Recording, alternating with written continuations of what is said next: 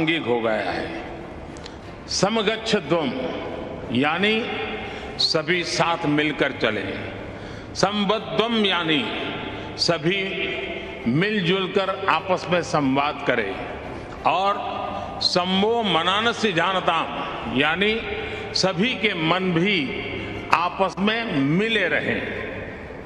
Friends, जब मैं पहली बार क्लाइमेट समिट में पेरिस आया था तब मेरा यह इरादा नहीं था कि दुनिया में हो रहे अनेक वायदों में एक वायदा अपना भी जोड़ दूं। मैं पूरी मानवता के लिए एक चिंता के साथ आया था। मैं उस संस्कृति के प्रतिनिधि के रूप में आया था जिसने सर्वे भवन्तु सुखिनः अर्थात सभी सुखी रहे का संदेश दिया है। और इसलिए मेरे लिए पेरिस में हुआ आयोजन एक समिट नहीं, सेंटिमेंट था, एक कमिटमेंट था। और भारत वो वायदे विश्व से नहीं कर रहा था, बल्कि वो वायदे 125 करोड़ भारतवासी अपने आप से कर रहे थे। और मुझे खुशी है कि भारत जैसा विकासशील देश जो करोड़ों लोगों को गरीबी से बाहर निकालने में जुटा है, जो करोड़ों लोगों की ईज ऑफ लिविंग पर रात दिन काम कर रहा है, आज विश्व की आबादी का 17% होने के बावजूद जिसकी एमिशंस में रिस्पॉन्सिबिलिटी सिर्फ 5% रही है, उस भारत ने अपना कर्तव्य पूरा करके दिखाने में कोई कसर बाकी नहीं छोड़ी है। आज पूरा विश्व मानता है कि भारत एकमात्र बड़ी अर्थव्यवस्था है जिसने पेरिस कमिटमेंट पर लेटर एंड स्पिरिट में डिलीवर किया है।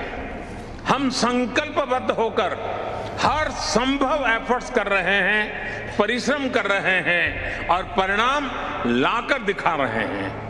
फ्रेंड्स, आज जब मैं आपके बीच आया हूं तो भारत के ट्रैक रिकॉर्ड को भी लेकर के आया।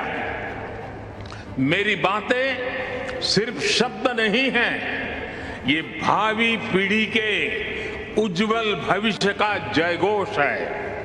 आज Bharat installed renewable energy capacity में विश्व में चौथे नंबर पर है। बीते 7 वर्षों में भारत की नॉन फोसिल फ्यूल एनर्जी में 25% से ज्यादा की वृद्धि हुई है और अब ये हमारे एनर्जी मिक्स का 40% पहुंच गया है। फ्रेंड्स, विश्व की पूरी आबादी से भी अधिक यात्री भारतीय रेल से हर वर्ष यात्रा करते हैं। इस विशाल रेलवे सिस्टम ने अपने आप को 2030 तक नेट जीरो बनाने का लक्ष्य रखा है। अकेली इस पहल से सालाना 60 मिलियन टन एमिशन की कमी होगी। इसी प्रकार हमारे विशाल एलईडी बल्ब अभियान से सालाना 40 मिलियन टन एमिशन कम हो रहा है। आज भारत दृढ़ इच्छा शक्ति के साथ ऐसे कई सारे इनिशिएटिव्स पर तेजी से काम कर रहा है। इसके साथ ही भारत ने अंतर्राष्ट्रीय स्तर पर दुनिया का सहयोग करने के लिए इंस्टीट्यूशनल सॉल्यूशन भी दिए हैं। सोलर पावर में एक क्रांतिकारी कदम के रूप में हमने इंटरनेशनल सोलर अलायंस की पहल की। क्लाइमेट एडप्शन के लिए हमने coalition for disaster resilient infrastructure का निर्माण किया है। ये करोड़ों जिंदगियों को बचाने के लिए एक संवेदनशील और महत्वपूर्ण पहल है। फ्रेंड्स, मैं एक और महत्वपूर्ण विषय पर आप सभी का ध्यान केंद्रित करना चाहता हूं। आज विश्व मान रहा है कि क्लाइमेट चेंज में लाइफस्टाइल की एक बहुत बड़ी भूमिका है। मैं आज आपके सामने एक वन वर्ड मूवमेंट का प्रस्ताव रखता हूं।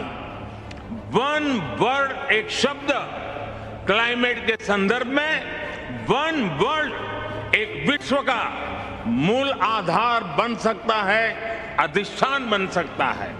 ये एक शब्द है लाइफ, LIFE, यानी लाइफस्टाइल फॉर एनवायरमेंट।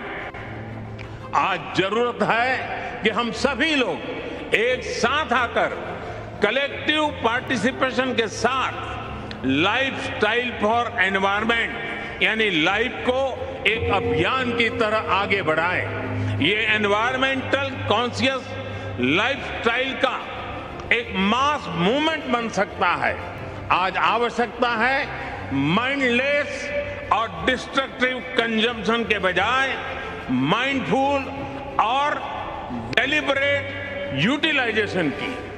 ये मूवमेंट एक साथ मिलकर ऐसे लक्ष्य तय कर सकता है जो डाइवर्स एरिया जैसे fishing, agriculture, wellness, dietary choices, housing, packaging, hospitality, tourism, clothing, fashion, water management और एनर्जी जैसे अनेक सेक्टर्स में एक क्रांतिकारी बदलाव ला सकता है। ये ऐसे विषय हैं जहां हम में से प्रत्येक को हर रोज कॉन्शियस चॉइस करनी होगी। पूरी दुनिया में करोड़ों अरबों लोगों के हर रोज की ये चॉइसेस क्लाइमेट चेंज के खिलाफ लड़ाई को हर दिन बिलियन स्टेप्स आगे ले जाएगी। और मैं इस आर्थिक आधार पर, वैज्ञानिक आधार पर, बीती शताब्दी के अनुभवों के आधार पर हर कसौटी पर खरा उतरने का मूवमेंट मानता हूं। स्व से समझने का यही रास्ता है, अहम से वयम के कल्याण का यही रास्ता है। फ्रेंड्स, क्लाइमेट चेंज पर इस वैश्विक मंथन के बीच मैं भारत की ओर से इस चुनौती से निपटने के लिए 5 अमृत तत्व रखना चाहता हूं, पंचामृत की सौगात देना चाहता हूं। पहला, भारत 2030 तक अपनी नॉन फोसिल एनर्जी कैपेसिटी को 500 गीगावाट तक पहुंचाएगा। दूसरा, भारत 2030 तक अपनी 50% एनर्जी रिक्वायरमेंट्स रिन्यूएबल एनर्जी से पूरी करेगा। तीसरा, भारत अब से लेकर 2030 तक के कुल प्रोजेक्टेड कार्बन एमिशन में 1 बिलियन टन की कमी करेगा।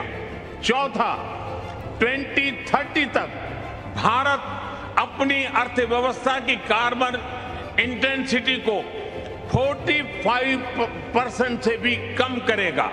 और पांचवा, वर्ष 2070 तक भारत नेट जीरो का लक्ष्य हासिल करेगा। ये पंचामृत क्लाइमेट एक्शन में भारत का एक अभूतपूर्व योगदान होंगे। फ्रेंड्स, ये सच्चाई हम सभी जानते हैं कि क्लाइमेट फाइनेंस को लेकर आज तक किए गए वायदे खोखले ही साबित हुए हैं। जब हम सभी क्लाइमेट एक्शन पर अपने एम्बिशन बढ़ा रहे हैं, तब क्लाइमेट फाइनेंस पर विश्व के एम्बिशन वही नहीं रह सकते जो पेरिस एग्रीमेंट के समय थे।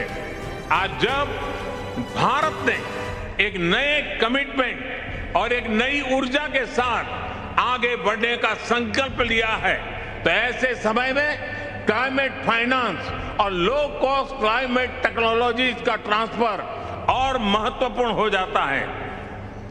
भारत की अपेक्षा है कि विकसित देश जल्द से जल्द $1 ट्रिलियन का क्लाइमेट फाइनेंस उपलब्ध कराएं। आज आवश्यकता है कि जैसे हम क्लाइमेट मिटिगेशन में हुई प्रगति को ट्रैक करते हैं, वैसे ही हम क्लाइमेट फाइनेंस को भी ट्रैक करें। उचित न्याय तो ये होगा कि जो देश क्लाइमेट फाइनेंस पर किए अपने वादों पर खरे नहीं उतरे, उन पर दबाव बढ़े। फ्रेंड्स, आज भारत क्लाइमेट के विषय पर बहुत ही साहस और बड़ी महत्वाकांक्षा के साथ आगे बढ़ रहा है। भारत अन्य सभी विकासशील देशों की पीड़ा भी समझता है, उन्हें साझा करता है और उनकी अपेक्षाओं की अभिव्यक्ति भी निरंतर करता रहेगा। कई विकासशील देशों के लिए क्लाइमेट चेंज उनके अस्तित्व पर मंडरा रहा है, एक बड़ा संकट है। हमें दुनिया को बचाने के लिए आज बड़े कदम उठाने ही होंगे। यही समय की मांग है और यही इस फोरम की प्रासंगिकता भी सिद्ध करेगा। मुझे विश्वास है कि ग्लासगो में लिए गए निर्णय हमारी भावी पीढ़ियों का भविष्य बचाएंगे और सुरक्षित और समृद्ध जीवन का उपहार देंगे। अध्यक्ष जी, मैंने समय अधिक लिया, आपसे मैं क्षमा चाहता हूं, लेकिन विकासशील देशों की आवाज उठाना ये मैं अपना कर्तव्य मानता हूं, इसलिए मैंने उस पर भी बल दिया है। मैं फिर एक बार आपका बहुत बहुत धन्यवाद करता हूं।